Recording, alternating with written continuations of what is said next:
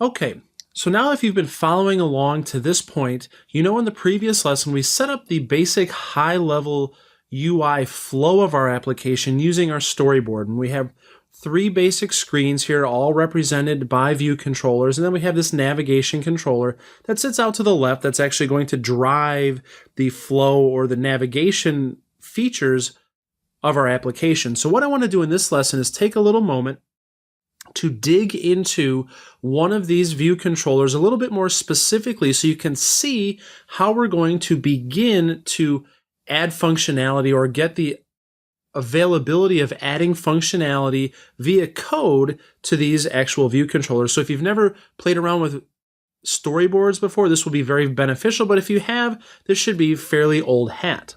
So what I want to do is I want to look specifically at this root view controller that we're going to use for the feeds. So I'm going to zoom in a bit here and let's take a closer look at our root view controller here. So what I want to be able to do ultimately is get access to the table view that's within our view controller here, as well as the prototype cells and any other aspects that I'm going to need to in here so that I know not only when I want to navigate out of this view controller, but when I need to populate the cells within this particular view controller or within this table view, how I can get access to those programmatically, because the storyboard is nice. It's a drag and drop kind of WYSIWYG feel, but ultimately I have to provide some sort of functionality to this. And so I'm going to show you in this lesson, step by step, how you go about doing that. And then we'll go ahead and fly through the other ones in the next lesson. So what we want to do in this case is I want to be able to create a class or create some sort of mechanism that's going to allow me to get hold of all the aspects of this particular view controller. And the way that we do that is by doing something called subclassing this particular view controller. So what I'm going to do is I'm going to come over to my project, and so I'm going to select anywhere in here really. So let's select the Swift Reader folder, and then we'll go ahead and select File or use the right click and choose New File. And so what I want to do in this case is I want to make sure that I'm in the iOS family and select Source. I want to create a Cocoa Touch class. So I'm going to select Next, and now you can give a name to this class. In this case, it's going to be some type of view controller, and then what type of subclass it is. So let's take a look at this really quick. So I want to create a class that's going to represent my feeds view controller. So why not call it that? So we'll call this feeds view controller. Now we're going to make this a subclass of something. Now the rule of thumb is if you want to create a subclass that's going to map to the functionality and allow you to programmatically get access to things that you've built out on the storyboard, especially at the view controller level, you want to select the most specific version of that view controller class that you can so that you can accurately and easily apply this subclass. So in order to do that, we're going to need to select the UI table view controller, because that's what that particular controller is, that root view controller that's going to hold all of the feeds within our application. Now you have an option here to also create a zip file. You don't need to do this because the actual user interface is already going to be generated for us via the storyboard, but if you weren't using storyboards, you could have it automatically create a zip file, which is really just another file. It's kind of like an XML format that's going to describe a UI that you can play around with within Interface Builder in Xcode, but we don't need to worry about that right now. As you can see here, we're by default given this to be an iPhone target, and then we can select the language, which we're going to stick with Swift. So then we'll go ahead and hit Next, and as you can see, it's also going to ask us where to put it, so we'll stick it in the Swift Reader folder, and then we'll select Create. So now we're given this kind of boilerplate code that's going to represent a view controller. As you can see here, the feeds table view controller that we created, and it's also a UI table view controller. So this is what happened when we said we wanted it to be a subclass of a table view controller. Now within here we have a bunch of overrides of different methods or events, you could almost say, within this particular view controller that we can start to tie into, and we're definitely going to do that as we start to add some functionality to our application.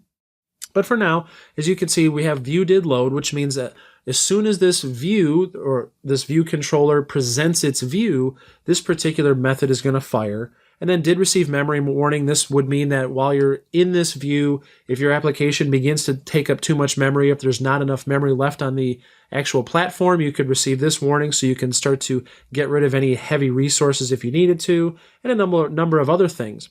Now we also have two overrides here, as you can see by default, the number of sections in the table view, as well as the number of rows in the selection, or in the section.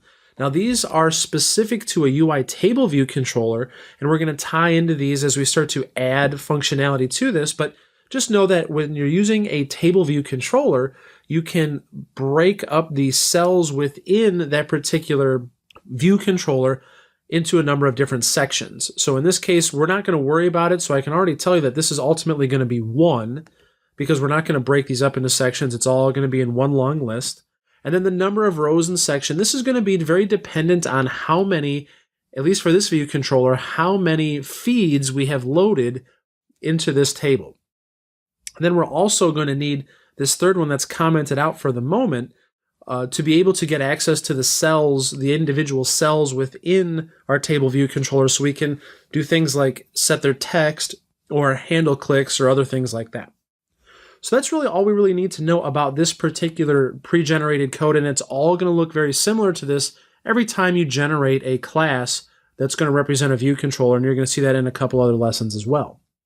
So now that we have this class, this view controller, what are we going to do with it? Well, we can come back to our storyboard now, and if I were to make sure that I have this view controller selected, and I open up my right pane here, and then I go into my identity inspector, you're going to see here that we have an option to set a custom class. And I can specify the name of this particular class. And if I were to hit this little arrow, you're going to see I have two options. I have a UI table view controller, which is the default that contains all of the default functionality that you're ever going to need for a base out-of-the-box UI table view controller. And it also noticed that I have created my own view controller that is a subclass of a UI table view controller, namely the feeds table view controller. So now I can select that. Now, through the magic of Xcode, now every single time that this particular view is shown, this UI table view here for our feeds, it's going to know that I am using my view controller, my feeds table view controller, and it's going to use this class specifically to add the functionality to that particular screen. And now that we have our subclass set for this particular view controller, now we can prove that our feeds table view controller is actually assigned to this particular view controller every time it loads. So let's go into our feeds table view controller, and just to prove a simple point, nothing that's going to be overly amazing at this point, but just to show you that we actually have access to what's going on now, I'm going to go into my view did load method, and we'll come down under the call to the super view did load method, and we're just going to log out a line. So we're going to say nslog, and we can put anything we want out here. I can say hello from feeds table view controller, something like that. Nothing overly complicated, but just to very simply prove a point. So we'll go ahead and save that. So now we're going to go ahead and run our application just like we've done before, make sure that we've got everything correct here. And so now when our application runs, or when the iOS simulator fires up, you're going to see that we have our feeds table here. But if you also take a look down in the bottom and kind of in our little console output view, you can see hello from feeds table view controller. So that just goes to show you that now when this particular view shows up, I now have access to run code anywhere within this particular class and have it adjust things or populate things in here. More specifically, show the feeds when things actually show up, and even log things on the output if we need to. So that's the very basic premise of what it takes to actually create a subclass and then assign it to one of our storyboard views or view controllers. So from this point, I could start to wire up buttons or things like that that would ultimately give me access to write code against that and maybe do some sort of operation. Unfortunately, I don't have any buttons in this particular view yet, but we're going to add one in very soon. So let's go ahead and finish up this process, and I'll go ahead and pause the video now, and when I'm done, I'll come back and show you that I've created subclasses for all of our different view controllers. All right, so here we are now back again within our application, and if you pause the video and kind of worked along with me, let's go ahead and see what's happened so far. So if you recall, we have this concept of an articles view controller, but at the time it was just a table view controller. So what I've gone ahead and done is I've created this class, this articles table view controller, the same way. It's subclassing the UI table view controller. And then within our storyboard, I've made sure that the custom class on the identity inspector is once again set to the proper class, which happens to be articles table view controller. And then just slightly differently, I've come over here to my third view controller, which is not a table view controller. It's just a plain old view controller.